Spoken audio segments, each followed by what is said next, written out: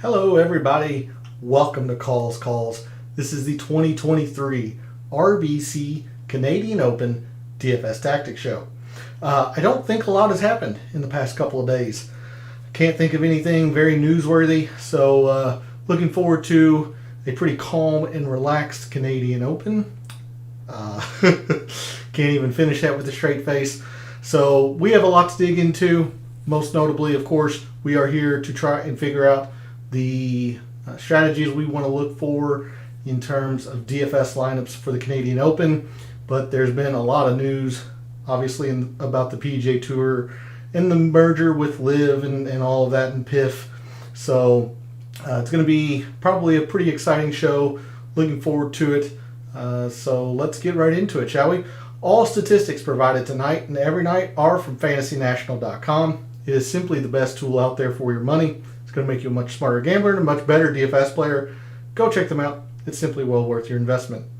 In the description to the video, there are links to a lot of social media, Twitter and Instagram, my Twitter and Instagram. For example, this is where I place my research every week on the PGA Tour. I did so Monday. My betting card is placed every Wednesday night over on Twitter. So if you would like to see my weekly PGA betting card, give me a follow over there. And then Twitter is also where I place my 3 up, 3 down for baseball. 3 players that I think will accrue their value, 3 players that I don't. So if you would like to see quick hitting daily baseball content, give me a follow over at Twitter. And then Gabe's Twitter. Gabe is somebody who I have been working pretty closely with for the past couple months. And after the show this evening and seemingly moving forward, I will be joining Gabe over in his Substack chat, talking a little bit more DFS of the weekly tournament. So if you would like some more DFS talk, consider subscribing to Gabe. Give him a follow. He has a very good weekly article. It's a great way to start your research, and I will be over there every Wednesday evening after my show, continuing the talk for DFS of the weekly tournament. So make sure to give Gabe a follow. It's a very, very, very good follow and a very good article he writes every week. Then finally, for this intro, we're live. Chat's open. Want to hear from you all. What did you all think of the PGA Tour and the LIV PIF merger, DP World Tour, all that? And of course, what are your thoughts on the Canadian Open? Who are you pivoting to? Who are you fading away from? Who do you think is going to win? All that good stuff. So looking forward to an interactive chat and a fun show. So let's figure out our strategies and our tactics for the 2023 RBC Canadian Open. And we're going to start, as we always do, on a Wednesday evening. Yep, there you go. There, my camera finally decides to focus there. We're going to start over at Windfinder. And there does appear to be a little bit of wind in the forecast, but I'm going to be honest with you, I have not factored it in too much of my thought process, and I don't see a wave favor. You see that it seems like the winds might pick up in the extreme later portion of the day tomorrow into tomorrow evening, and it looks like there might be some gusts in the middle of the day tomorrow, or excuse me, on Friday, but I don't see enough here that would force me to say that there is a favor AM or PM. So unless you are doing first round leader or round 1 showdown, I don't see any half or any part of the draw that has a distinct advantage over the other. I just don't. Maybe you could argue that the early, Thursday AM might have the slightest bit, but I just don't see it. I just don't. So, with that, with the forecast out of the way, let's go ahead and move on over to Fantasy National. And not a whole lot to cover in terms of review. I talked throughout the week how I wasn't comfortable with doing anything in terms of scoring filter. I do think this is going to play a little bit more difficult than people might think. Although I don't think it's going to play difficult at all. I just think it's going to play average. Nothing to do with course length or architect. And we saw that there might be a little bit of wind, so I can bring the moderate and windy filter up if you would like. Take a quick look at that. I'm just going to go from, well, I was going to go just this calendar year, but that's not nearly enough rounds. So going back to the beginning of 2021, your top players in moderate and windy conditions: Rory, Matt Fitzpatrick, Sam Burns, Shane Lowry, Corey Connors, Aaron Wise, Webb Simpson, Cameron Young, Alex Smalley, Matt McNeely, and Adam Hadwin. You see Charlie Hoffman does not have a tee time. He is a late withdrawal, so there have been 5 more field changes or withdrawals since Monday's show, Monday evening show. Those 5 additional players: Zach Blair, Ben Griffin, Charlie Hoffman, Davis Thompson, and Joseph Bramlett. So a total of, I believe, 13 or 14 players that originally signed up to play the RBC Canadian have withdrawn and decided not to play this week.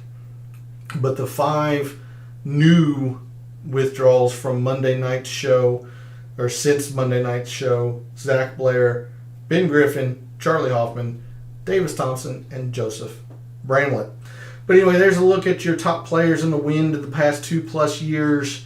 The other end of the spectrum: Nick Watney, Andrew Landry, Grayson Murray, Martin Traynor, Jim Herman, Wesley Bryan, Brian Gay, Sung Kang, Ricky Barnes, David Hearn, Dylan Wu, Michael Kim, and so on down the list. I'm not going to spend too much time on it. Like I said, I don't see too much of a wind factor for this week. No favor in terms of AM or PM split. So with very little to review or to look at in terms of a total performance, let's go ahead and jump straight into the mixed condition model. And this presented a very unique challenge this week, as I've talked about all week, that with Oakdale being a new course, don't have any historical data to look at, so we're kind of projecting. We're doing a lot of guesswork here this week. And I'm hoping to replicate my success from the last time a brand new course was on the PGA Tour. That was the Summit Club at the 2022 CJ Cup, where to be honest, I nailed that tournament. Rory was your winner. I knew that it was going to be fast and firm, and even with the length, the par 5s were just extremely important. It was just a great tournament. Hey Bruce, evening. Can you go through the top salary ranges in terms of projected DFS ownerships at some point? Definitely will, after the explanation of the mixed condition model. Absolutely. So thanks for jumping in chat. Hopefully you are ready for the 2023 Canadian Open, and looking forward to a fun show. But yeah, we absolutely will do that after I explain my mixed condition model. So to begin, I've talked ad nauseum on the channel going back to 2+ years ago now. I'm just a strokes gained approach preferred analyst. I believe it's the most important shot in golf. I'm always going to default to strokes gained approach, and that is my bias.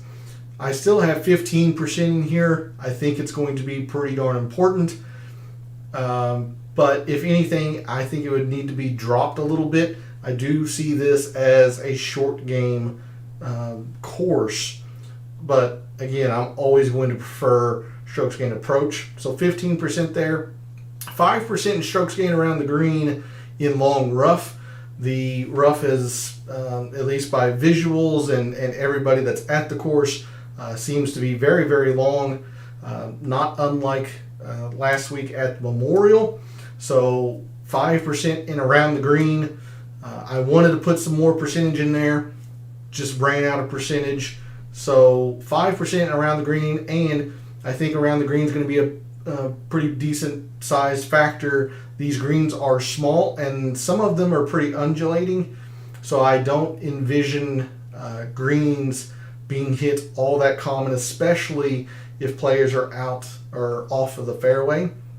So if anything, I would have increased this percentage. Just kind of ran out of percent. 15% in putting on bent and POA Ana surfaces. Again, spent a lot of Monday evening explaining the comparison courses that I did for Oakdale. This is listed as having bent and POA Ana surfaces. So there's been 3 courses that are mainstays on the PGA Tour with bent and POA Ana. So I really wanted to emphasize who putts on that surface the best, especially since all 3 of those courses, those 3 tournaments, emphasize putting for the top of the leaderboard. So 15% in putting on the surface that we are on this week. 5% in opportunities gained. This is probably the one statistic that I would feel most comfortable dropping off of the mixed condition model. I just didn't feel comfortable leaving all of the scoring tab or scoring page view off. I talked about how I wasn't going to do any birdies gained, bogeys avoided, birdies are better. So 5% in opportunities gained. I'm the least confident in this metric to put in the mixed condition model, but I did not want to skip that entire page view entirely or whatever. So I put 5% opportunities gained. 10% short proximities, 75 to 100, 100 to 25, and this is pure guesswork on my end. Perhaps one of these 2 proximities will matter more than the other, but without knowing which one it will be, I decided to split them evenly because I do see this as a wedge fest type course, thinking Aiken to the John Deere, shorter courses like that. And even though this isn't a short course by yardage terms, you have several short par 4s that is going to bring wedge into play. So 10% in 75 to 100 and 100 to 125 proximity. And then the rest of the mixed condition model is split between the 3s, 4s, and 5s. And again, just a pure guesswork, educated guess, but guesswork as to how important the 3s, the 4s, and the 5s are going to be. We only have 3 par 3s, and we only have 3 par 5s. So I did deflate their importance quite a bit. I only have 5% in each of those. So if the 3s or the 5s end up mattering a bit more, I will be weak to that. But I put a whole lot of emphasis into par 4s. You see 15% in all par 4s, 10% from 350 to 4, because there are 5 par 4s that measure to this length on the scorecard. And I also split out the 450 to 5 because there are 4 that measure to this range, and they all play in a row. Holes 3, 4, 5, and 6 are all par 4s that measure 450 to 5. So you can see a total of 30% split out among these par 4s. There are 12 of them on the course. I just think par 4s are going to be a heavy emphasis this week at Oakdale. So there's the mixed condition model. Hopefully I've explained some areas where I could be weak if it plays a little differently than I'm thinking. Obviously I don't have any off the tee. I don't see off the tee being a big factor since these fairways seem to be at least fairly wide, or at least average length and width. And with some forced layups seemingly on the course, it doesn't look like driver is necessary here, so no distance off the tee. I think around the green could use a little bit more emphasis. Again, I just ran out of percent, so if anything, I would have liked to have put 10% here. I might be a little bit heavy on putting, but again, we looked Sunday and Monday that the comparison courses emphasize putting and the proximity. So I put as much weight as I comfortably felt into these two metrics, putting and proximity, knowing that I was going to have a heavy emphasis on par fours, and I didn't want to ignore pars threes and fives either. So there's a look at the mixed condition model. So now let's go to Microsoft Excel, the reveal of my rankings for the 2023 Canadian Open, and it's going to be quite a bit of a shock, and I'll explain why afterwards. But my number one player this week is Nate Lashley. Number two is Eric Cole. Third, Tyrrell Hatton. Rory McIlroy and Ben Martin round out the top five.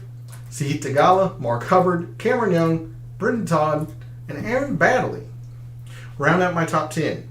So quite a few interesting names for what might be first appearance.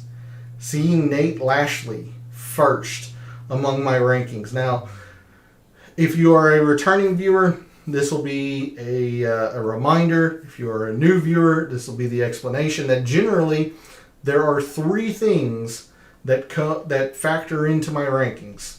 The Fantasy National Rank, which is a pure analytics based on the mixed condition model that I make. I generally have projected ownership into my rankings, and I factor that in. But the missing piece here is course value. I try to give players a ranking or a value based on their previous performance at a course. Well, since this course is brand new, not been played professionally on the PGA Tour, there's nothing to do with course value, so I took that column completely out. Now, I did do a little bit of some course value work on Monday evening around comparison courses, but it's still guesswork, it's still conjecture or predicting. It's not a guarantee. So I didn't feel comfortable using that data from Monday over into my final rankings for the week. So with only two metrics that comprise my rankings, the projected ownership is pretty heavy this week, and that's what is vaulting Nate Lashley to number one. You can see he is at least half, if not almost a third, of the ownership of some of these other players. Having said that, he's still fourth analytically. You see, in this field with Rory, with Tyrrell Hatton and Justin Rose and Corey Connors, he's been third in strokes gained approach this calendar year. He's also top 20 in putting on this surface going back to 2019. Now, where he has struggled, the par fours haven't been great, and he's not been particularly strong at the short par fours. So that could come back to haunt him. But everything else, all other things in a vacuum, when you have the third best ranking in iron play, which again I emphasize, and that's my bias, and I will be very transparent about that.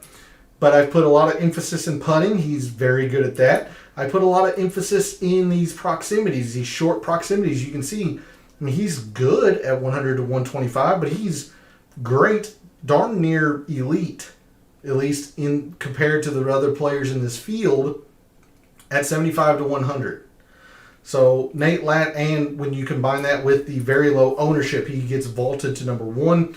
The rest of the top five seems to make a lot of sense, and that's where a lot of the fantasy national community seems to be going. Eric Cole, Tyrrell Hatton, who surprisingly, even at almost 23%, is not your number one projected owned player. It's kind of flip-flopping back and forth between him and Justin Rose. They are both hovering just under 23%. So Hatton could be first, he could be second, but both of them are neck and neck in terms of projected ownership. Rory, again, not a whole lot of surprise. You're the technical defending champion, although it was at a different course last year. Still surprisingly only 16%. My guess is that it's probably due to the prohibitive price, but I mean, he played well at Memorial last week. He faded Sunday, sure. He's also coming off a top 10 at the PGA. I don't understand why Rory is far behind Tyrrell Hatton and Justin Rose and even Sam Burns, I believe. No, he's not behind Burns, but close. I don't understand why Rory is still getting slept on. And then Ben Martin has been very, very good this calendar year. See 7th in irons. Doesn't putt the surface well, but 5th in par 4s. 2nd in the length of proximity. 8th in 100 to 125, so a lot to like there. We talked about Mark Hubbard quite a bit on Monday night. He was the course value leader, or the player that has played the comparison course tournaments the best. Just a quick reminder, those are the Fortinet, the Rocket Mortgage, and the Travelers. Those are the 3 tournaments that also have courses with Bent and Poa annua. So yeah, there is a look at my top 10. Enough of rambling. Let's get into the price board, see where we can perhaps find some uniqueness, find out where we want to fade or who we want to fade away from, maybe pivot to, all of that. So in the 5 digits, or the 10Ks, we have 3 players: Rory at 11.5, Sam Burns at 10.5, and Tyrrell Hatton at 10.2. You see, Tyrrell Hatton was actually number 1 in terms of purely by the numbers from Fantasy National. He's getting hurt quite a bit, being 1st or 2nd in terms of projected ownership. Sam Burns getting a whole lot of love as well. His irons have not been good, but he's always been a very good putter. He's also number 1 at par 3s in this field. So if par 3s end up mattering a little bit more, that's going to bring about his success, I imagine. And for as much as he gets wayward off the tee, I do think this course could suit Sam Burns quite a bit. So him being 44th, I'm actually toying around a little bit with some Sam Burns, but I'm much more confident in Rory than Sam Burns, and I will absolutely pay the $1,000 more for Rory than I will Sam Burns. Look, everything says Tyrrell Hatton will be good. I mean, number 2 in irons, number 1 in par 4s, which, again, there's such a heavy emphasis, I believe, in par 4s at Oakdale that he should play well. But 23% is a whole lot. It's a whole lot of ownership. So I can't say that it's a full fade, because I'm sure I'll have some Tyrrell Hatton because it just seems like it lines up very well for him. But that's a whole lot of ownership. So in the 10Ks, I'm going to go with Rory number 1.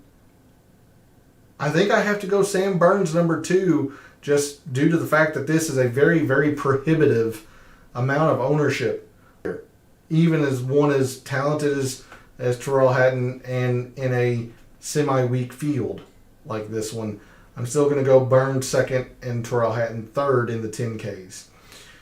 Moving to the 9s, we have Matt Fitzpatrick, Corey Connors, Justin Rose, Tommy Fleetwood, Shane Lowry, Cam Young, Sahith Theegala, and Matt Kuchar. Well, only one of these players is under 10%, or excuse me, 2 players under 10%. It's Kuchar and Theegala. And I actually, much like Sam Burns, Theegala can get pretty wayward, but his irons have been a lot better than Sam Burns, as you can see there. He's top 10 in putting on this surface and in par 4s, which Sam Burns can't say. So I'm starting to come around on the Sahith Theegala. I think it's a matter of time before he finds his first win on the PGA Tour.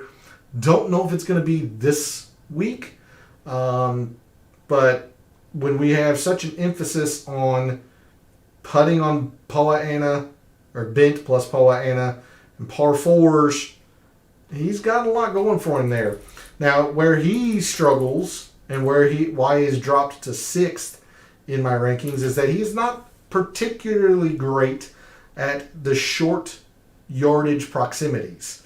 Pretty darn middling at those. But otherwise, he's got a lot of elite stats. We saw, 8th and 9th. He's 10th in around the green, especially in the long rough. He's not been great at opportunities. Again, I'm not as confident in that metric. So I'm not going to dock him too much for that. Top 15 in par 3s and top 15 in long par 4s. So I liked Sahith Theegala this week. Cameron Young burned me last week. I still think this could probably suit him pretty well.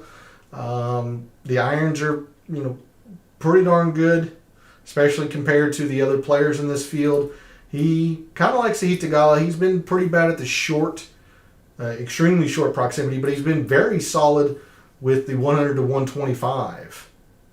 So take that what you will if you're trying to decide between those two players. Also still, very good around the green and long rough. Very good at these short par 4s. So I don't see any reason why Cam Young won't play well. Granted, I said that last week and he didn't play well. So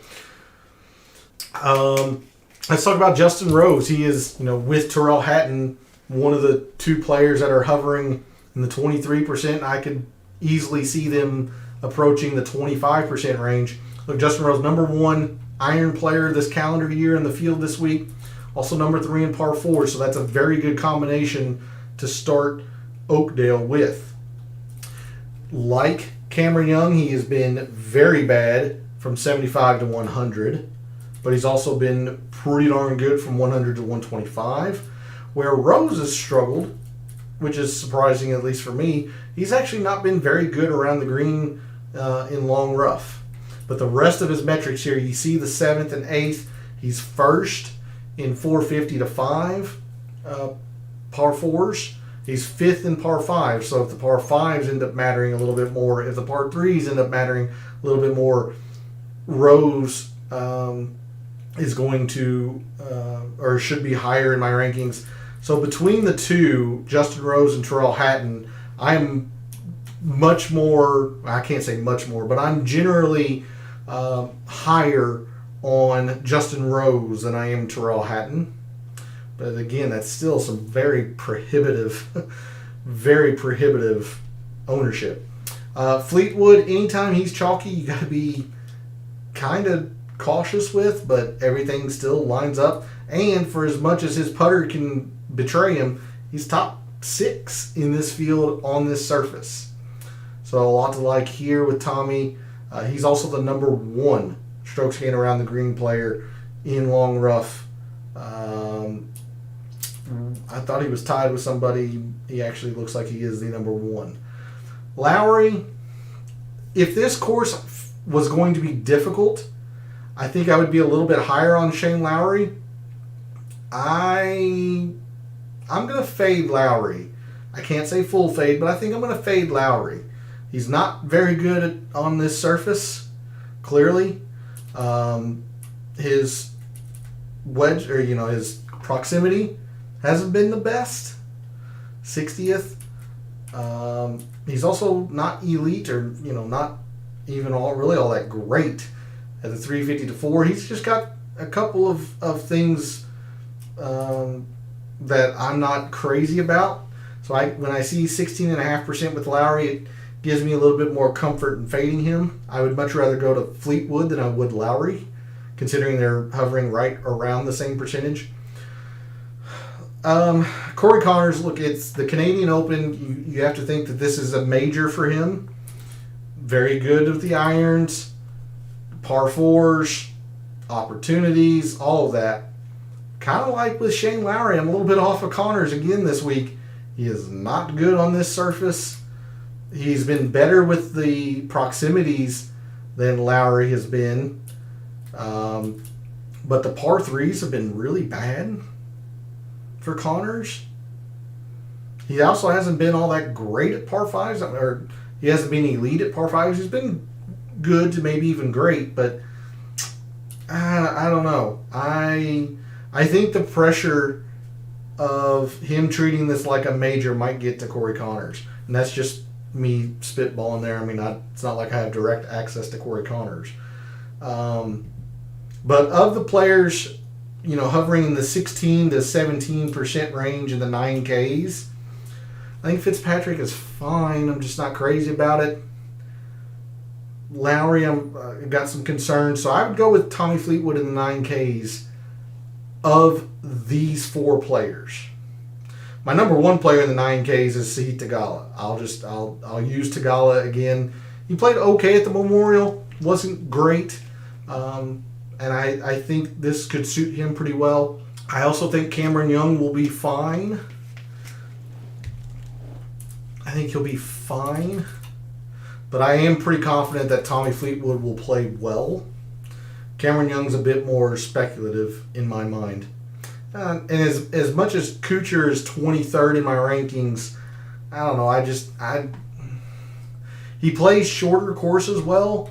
So, I mean, you see the around the green, pretty darn good. I would have thought this 350 to 4 would have been a lot better of a number. He's really good with the wedges in his hands. I don't know. 8% is fairly appealing. I'm just more so on Theegala. Even with a little bit more ownership, I'm a little bit more on Theegala. But I think Kuchar will be fine. So here's a look at the 9s. We'll move to the 8s. Again, Adam Hadwin. You got to think this is a major for him. He's actually fairly solid across all metrics. In fact, 71st here is his worst, and he's never really been an approach-based player. You see putting on Benton Poa annua, 11th. Decent at the par 4s. Like, he's not elite at anything except for perhaps his putting. He's just kind of solid all the way across. So, of the high-priced Canadians, I'm leaning more towards Hadwin than I am Conners, especially with the lack of ownership and the fact that the short game can really, really betray Corey Conners. And that was what I was off of him last week at the Memorial, and he didn't play well. So I don't mind Hadwin. Svensson, another Canadian. This actually does feel like an Adam Svensson course, even though the analytics are way off of him. A lot of that has to do with the proximities here and the increased importance that I've given them this week. But you look at his win at the RSM, it's a somewhat similar course, shorter. So now those are Paspalum and Bermuda greens, whereas this is bent in Poa annua, and you can see he's not the best on that surface, so that could also contribute to his fall in the rankings. But this does kind of feel like a Svensson course. Let's see, Ludwig Egbert, the rookie, coming off of a fantastic collegiate career at Texas Tech. He's played in a few PGA Tour events, so he's got some numbers. I would have thought he'd have been a little bit more popular than this. I still think he will be a little bit more popular than this. So take a look at Ludwig Egbert. Not, it's okay. I don't think this is the best course for him. I think he would much prefer something longer, because his around the green game could use some work. But you see the par 5s. Generally, he plays par 5s very well. So you can take a look at Ludwig Egbert. I don't hate it. Nick Taylor, another Canadian, very good on par 4s, but his short par 4s are actually really, really bad, which is surprising. You see 4th in par 4s, but horrendous at 350 to 4s. So that tells you all of it is coming into these longer par 4s, which there aren't as many of. 10.5% I think is fair. I'd have liked it to have been a little bit lower, but I think it's fair. Højgaard, the guy is very, very talented. I thought he might be worth a look last week. He played, I don't think he made the cut. I can't remember. I've slept since then. But, I don't think he played particularly well. Very talented. Same with Adrian Meronk. Very talented, but we just don't have a lot of data on them. Between the two, Meronk's getting more love, but Højgaard is rated much better. Probably due to the proximities. There's Meronk's proximities. There is Højgaard's right underneath him, or skipping a line. So I think I would go with Højgaard of the two. I think both are fine, especially considering the talent level of the players, the individual players. That's a look at the AKs, kind of like Shane Lowry. If this were going to be tough, I would recommend Keith Mitchell, but I don't see this playing tough. And his irons haven't been very good, so I'm off of Keith Mitchell. Hadwin's fine. I like Hadwin. This feels a little bit more like a Svensson course than what the rankings might say. Højgaard and Meronk, very talented players. Use them how you wish. Nick Taylor, Canadian, should be okay. 10.5% is a little bit high on him. I'm not with Michael Kim a lot with the putting. Moving into the upper sevens, Eric Cole is by far and away the leading ownership play, but you see he's number 2 in my rankings, 7th in approach, 6th in par 4s, 74th is about his worst. He's also got one that's 78th, a little bit off your screen. He is 2nd in the 100 to 125 proximity. You saw his play at the Honda where he finished runner-up to Chris Kirk in that playoff. A difficult course, a shorter course. I think the game will translate here as well. So Eric Cole's going to be pretty darn popular, but this is chalk that I'm willing to eat in the mid-price of the price board. I think Eric Cole plays pretty well. Brendan Todd should be pretty good all around the putting. And actually, this isn't even his preferred surface. But you can see he's still top 30. 7th in extremely short proximities. Top 25 in around the green. So if this is indeed a short game course like I think it is, or even if it's more short game than I think it is, really consider Brendan Todd. Let's see, Mav McNeely, very good putter on this surface. A lot of that doing with the POA, California guy. His irons haven't been very good. He's been hurt some this year, so wherever you are with Mav McNeely, 3.5% is pretty darn unique. I've seen a lot of the Twitterverse put some wagers on Harry Hall. It's hard to say because apparently he didn't play the Fortinet this fall, and of course the Travelers and the Rocket Mortgage haven't happened yet. He's been very good at par 4s. The irons are bad. He's got some stuff going for him, and he's got some stuff that is close your eyes worthy. So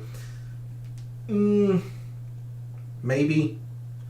Thor Bjornsson, another amateur, very, very talented. I don't have data, so can't really give you any advice on him. If he doesn't have data, I can't analyze him. Vincent Norman, also kind of interesting. Number 1 player in short par 4s, 350 to 4s. Hey, good evening, Joanne. Thanks for jumping in chat. Going with Rose and Lowry this week. Well, I'm going to be different than you on Lowry, for sure. I do not see this being difficult.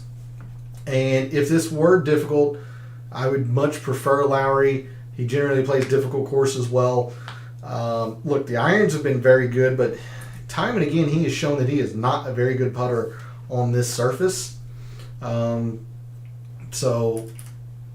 that's where I'm at with Lowry. Now, I do like Rose, but understand Rose is also hovering damn near 25% ownership.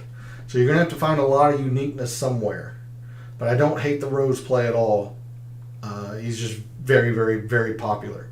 But thanks for jumping in chat. Hopefully you had a good Memorial and are ready to have some success up north. Let's see, moving back down into the sevens. Really, that's kind of what I have for you. Taylor Pendrith, another Canadian, but he has been pretty darn bad this year, this entire calendar year, and that shocks me because I was pretty high on Taylor Pendrith coming into the calendar year. So in the upper sevens, I'll eat the chalk on Eric Cole. I think Brendan Todd's probably going to be pretty good. If you are willing to speculate on a player with not a lot of statistics, Thor Bjornsson is a very talented player. I just don't have any data on him because he's an amateur and he doesn't play much on the PGA Tour, that is. Norman should be fine, but he's fairly popular as well. Moving into the low sevens, this is where I have been trying to gain a whole lot of uniqueness on fellow contestants. A lot of it around my number one player, Nate Lashley. Really, really like Nate Lashley this week. I talked about him in the reveal of my top 10. Ben Martin and Mark Hubbard, I'm also using quite a bit. 5th and 7th in my rankings. Hubbard, very, very good on this surface. The leading course value player in the comparison courses.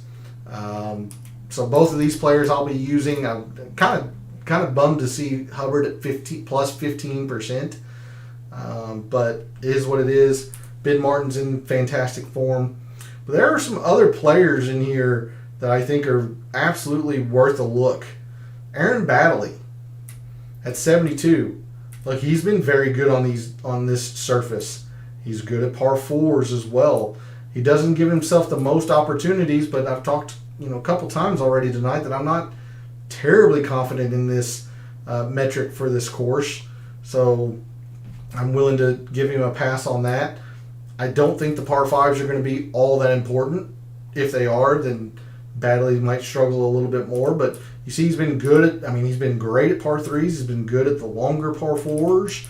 I like Aaron Baddeley quite a bit. He's sitting at 5.5%. If the wind does indeed pick up, take a look at Scott Piercy. He's been terrible on this surface, but he's very, very good in the wind. I think CT Pan could be a viable option this week as well. You see pretty darn solid at the main three metrics we've looked at. He's actually been pretty darn bad at the shorter proximities, but his win was at Harbor Town, a short course. So, and that generally puts wedges and maybe the 125 to 150 range in your hand. So I can see CT Pan being worth a look this week as well. Moving on into the lower end of the sevens. Look, whatever you want to do on Brandt Snedeker, he's coming back from injury. He's very good on this surface. Top 25 in irons. I'm just going to, me personally, I'm going to wait and see or have him prove that he's fully healthy moving forward. Dylan Woo's getting quite a bit of love as well, 12.5%, and Carson Young's getting some love. So be aware of those two. I believe Sam Ryder has withdrawn. I might need to check that, but I believe Sam Ryder has withdrawn. So that's a look at the low sevens. Unfortunately, I'm going to use some Ben Martin, Mark Hubbard, but number one player in my rankings. Take a long look at Nate Lashley. I really like Aaron Baddeley. Akshay Bhatia, for that matter, could be worthy of a look, but he's been pretty bad around the green. So if he's not hitting the green, it's going to be a pretty bad week for him or 2 days for him. I like CT Pan. I like Carson Young. I just don't like the ownership. But I do like Carson Young. However you feel on Brandt Snedeker, I think it's a worthy look. I'm just going to wait and have him prove that he is fully healthy. Not a whole lot in the 6Ks for you all this week. Might mention a couple of players here. Vincent Whaley might be worth a look. All of that based on the putting. might be worth a look. He also played the comparison courses very well. At the same time, if you want to look at putting, Bryce Garnett's your number one player or number one putter on that surface. But I would go with Whaley before Garnett if you're going with that angle. Saying You'll Know also might be worth a look. Good putter and also very good around the green. Also very, very good at the short par fours. So he might be somebody to perhaps take a look in your stars and scrubs lineups. If you're needing to come down into the 6Ks. But I mean, you can see even with the membership at Fantasy National, let's see, so Chappell at 2.3. The highest projected ownership in the 6Ks is Kevin Roy at 4.5%. It's just not getting a whole lot of love at all. And I mean, there's a lot of red down here. Ryan Gerard might be worthy of a look as well. He's not putt on this surface, so take that what you will. But he's been very good with the irons. His short proximities have been pretty bad. So there's not a lot down here. I've generally not been coming down into the 6Ks much at all. If I have, it's been, maybe Saying You'll Know, maybe Vincent Whaley. I might throw Garnett into a lineup once or twice, just thinking he might get, red hot with the putter since he's the number one putter on this surface. But I'm not really doing a whole lot in the 6Ks. I've been bottoming out at these lower sevens, CT Pan, Batia, Badley, all that. There's a look at the price board. Let's start making some lineups. We'll start with tiers and get your questions ready for any lineups that you have, or player A versus player B or anything to that effect. We'll be happy to answer those after I go through tiers and making a couple of chalky classic lineups. So for those who play tiers contests, in tier 1 we have Rory, Sam Burns, and Tyrrell Hatton. I think the answer is Rory, especially if the ownership is as wide of a gap as this is saying it is. It's definitely Rory. I think Tyrrell Hatton's fine. I'm going to try to find a little bit of uniqueness. So give me Rory, and Rory might be a little bit pissed off considering the news that came out yesterday. I would not be surprised if he's a little pissed off. Now, it might turn his game sideways, and it might be really bad, but you get a motivated, pissed off Rory, it's pretty dangerous. So I'll take Rory in tier 1. Tier 2, Fitzpatrick, Connors, Rose, Tommy Fleetwood, and Cameron Young. Ooh. For me, it's between Justin Rose and Tommy Fleetwood. I think both play well. That's tough for me. I will go Justin Rose, hopefully having some uniqueness with Rory in tier 1 off of Tyrrell Hatton. So I'll go Rory and Rose. If you feel like you need a little bit more uniqueness than that, take Tommy Fleetwood. Tier 3, Shane Lowry, Sahith Theegala, Matt Kuchar, Keith Mitchell, and Adam Hadwin. Ooh, that's pretty tough. I like Theegala a lot. I like Hadwin quite a bit. I think the safer play is Hadwin, but give me the home run potential in Theegala. I can foresee Theegala messing around, effing around, and being in the final group on Sunday. I don't think his waywardness off the tee is going to be too much of an issue, because I think he's going to have to club down quite a bit. So give me Theegala in tier 3.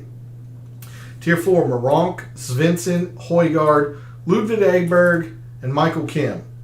Well, I do like Svensson. I think this does feel like a Svensson course.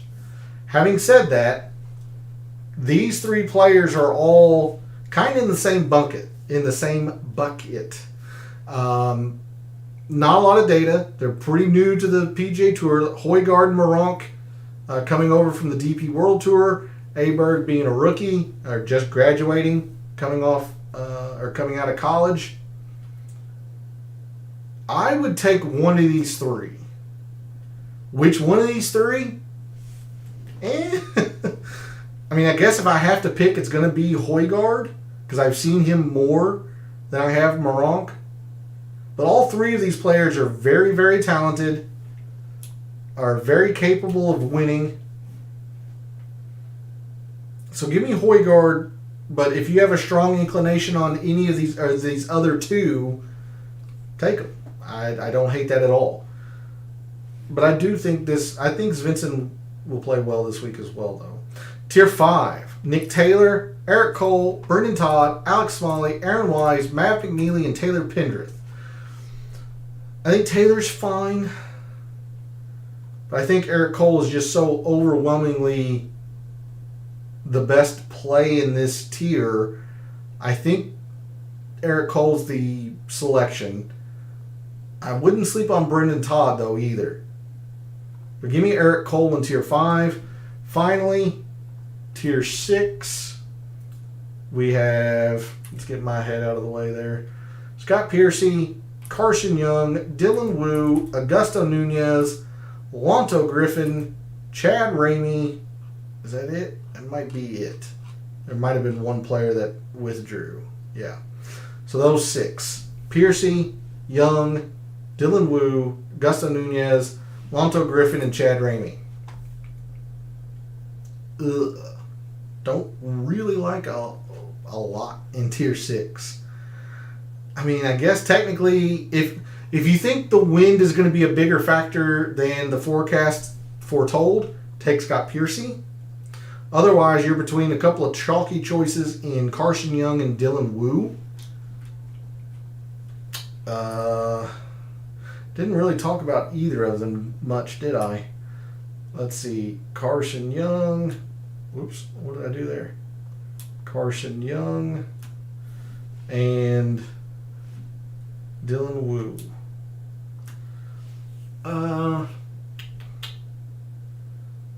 They're pretty similar, actually. They are pretty similar.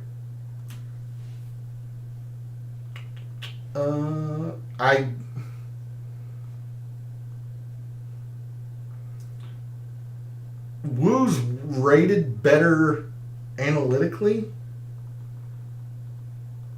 so I guess by default I'll take Dylan Wu. But Carson Young's probably worthy of a choice as well if you have a strong feeling on one of those two, on either of those two. But I'll take Dylan Wu. But I don't like a lot in Tier 6. All right.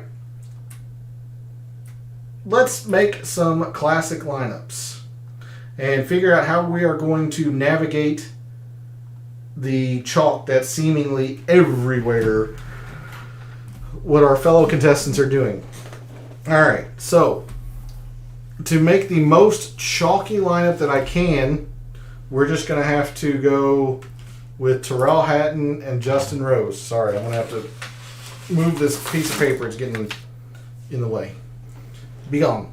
All right, so Tyrrell Hatton, Justin Rose. Both of these players are hovering right at 25%. Putting it out right on Carson Young as a dart throw. I don't hate it. I don't hate it at all. If you are going to see my betting card later, you'll see that I hovered in that area of the price board, or in the odds board, quite a bit. If you don't mind, what were his odds when you fired him off? Because I vaguely remember him around 130 to 150.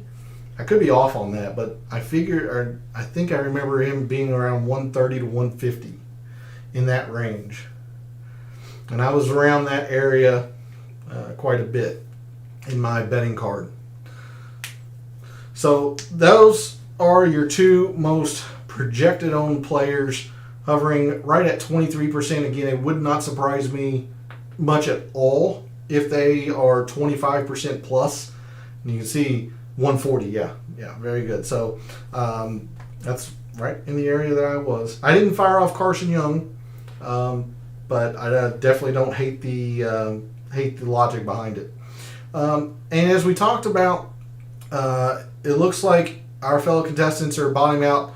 Dylan Wu, Carson Young, getting a lot of love. Mark Hubbard, also getting a lot of love. So we'll balance this out as much as possible. We'll say Carson Young, Mark Hubbard's getting a lot of love at the 73. Eric Cole at 79. This leaves 78, which no one's getting a whole lot of love. But if contestants are willing to leave a little bit of money on the table, Vincent Norman. You could also drop Norman to Ben Martin, and then go up to, say, a Michael Kim. 17%. The other one was 17%. Very, very, very chalky. I mean, Hatton and Rose are going to be... you're basically setting yourself up for a 5v5 off the bat if you're using one of those players. And that's why at the beginning of the price board section, if you will, I said I was much more comfortable going with Rose than I was with Hatton. But it does seem like if our fellow contestants are using both, that's what a lineup might look like. If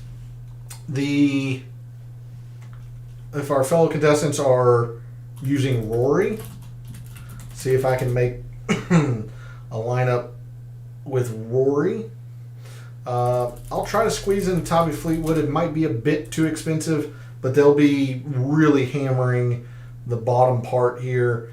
Again, that is, I'll even use Dylan Wu at 12%. Carson Young. I used Mark Hubbard. Who was the other one? Ben Martin. I used both of them. So Mark Hubbard or Ben Martin.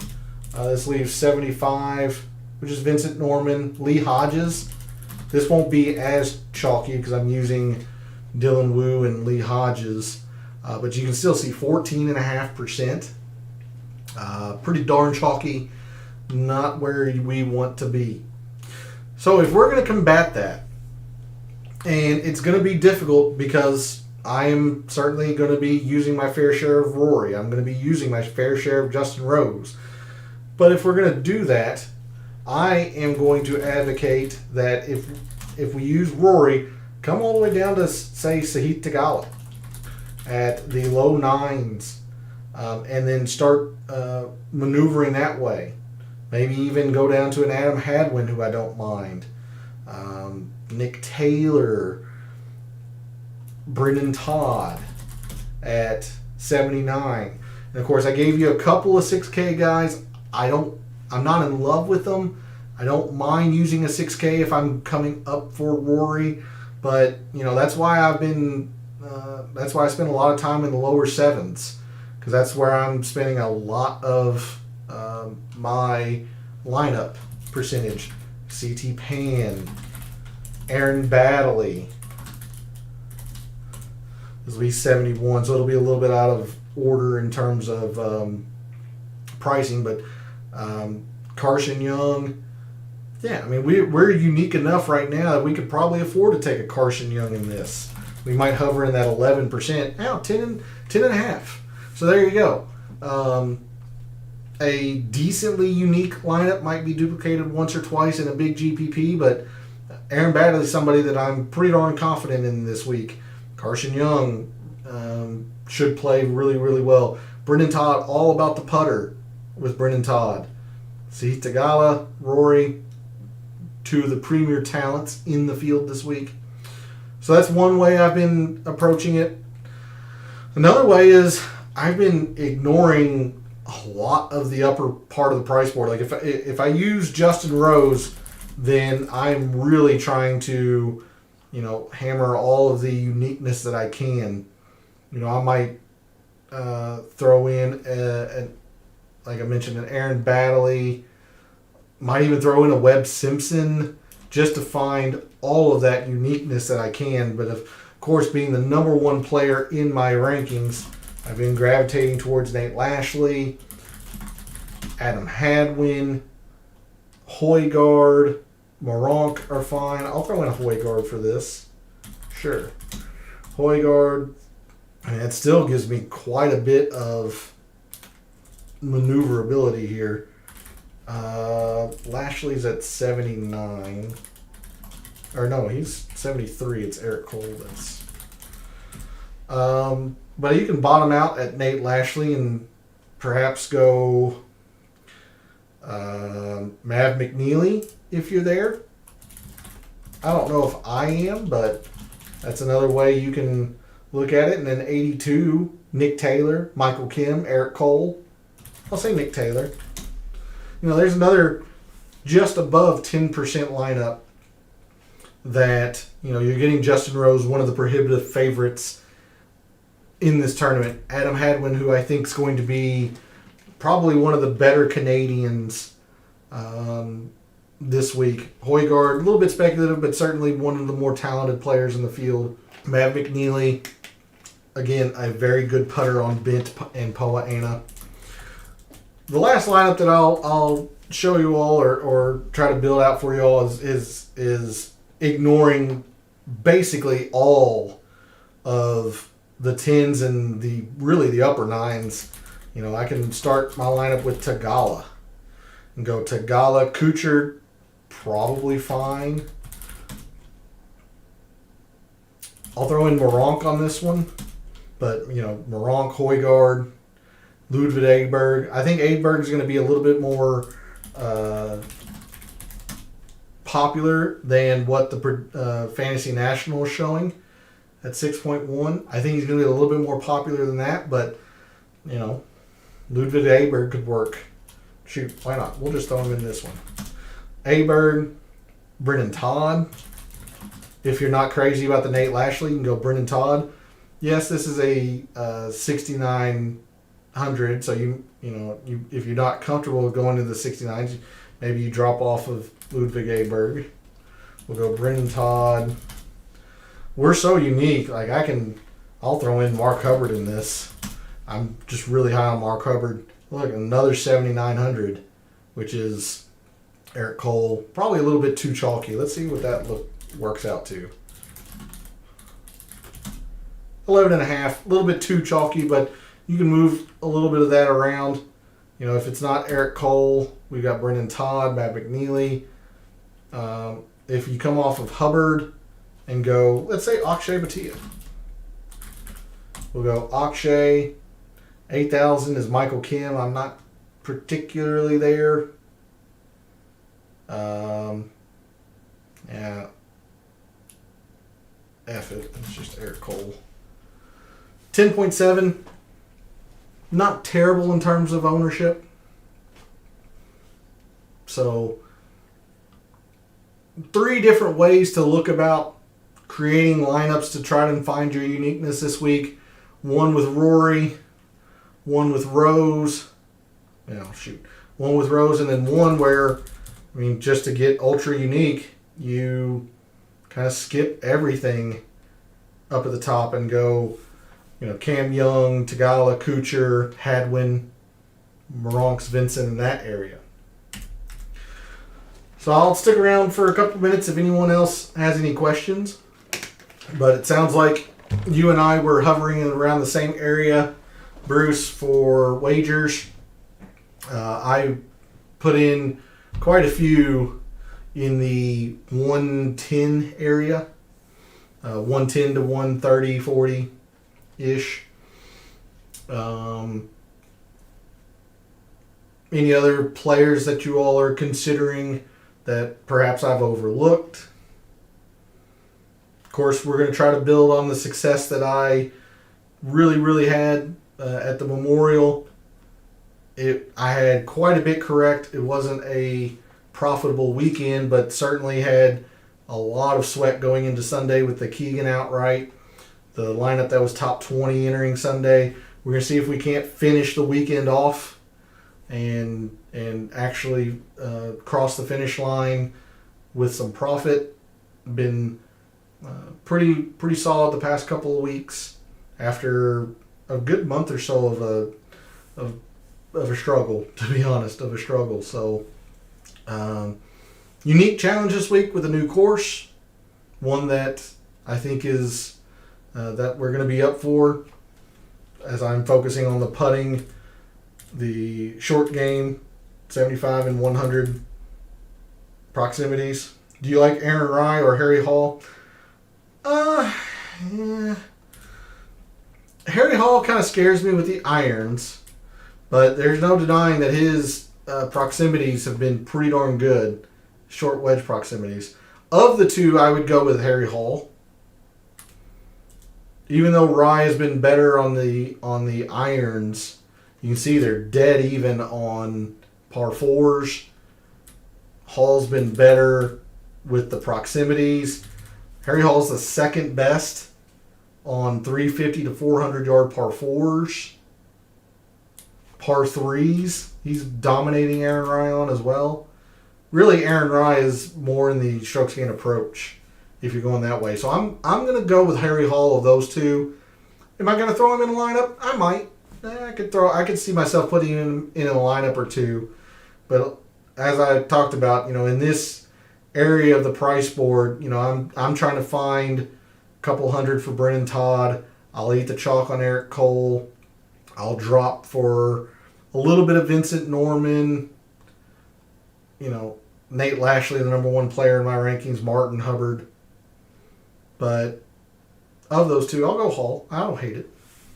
Also, a reminder that I will be over at Gabe's chat on Substack. So really consider giving Gabe a follow on Twitter and subscribing to his article, The Fringe. It's a very, very good read. I use it, or I read it every Sunday when he writes it and sends it out. It's a very good start to your week for research. So I'll be over there answering some more questions and just kind of shooting back and forth some ideas for DFS for the RBC Canadian Open. But I think that's going to do it for the DFS Tactics show tonight. Bruce and Joanne, thanks for jumping in chat. Always appreciated. Thanks to everyone else out there who tunes in, watches, listens, supports the channel by liking the videos, subscribing to the channel, commenting. It's always appreciated. Love what I do, digging into sports statistics and trying to win a little bit of money in the process. Yeah, he is. It's really good. I don't shout people out or anything like that loosely. I've worked closely with Gabe for a few months now. We started really kind of collaborating for a couple months. We've had some solid success, so it's really, really worth a follow. He has a lot of good stuff. So thanks to everybody who supports the channel. In the comments, let me know how your week goes. I would love to be able to shout out members of the community who have success, especially at the start of next week's research on Sunday night for the U.S. Open. So a big week. We're looking to see if we can't increase our bankroll heading into the third major of the year. So for all the wagers you've made this week for the RBC Canadian Open, for all the DFS contests you've entered this week for the RBC Canadian Open, for this weekend and every weekend, may all your bets be profitable.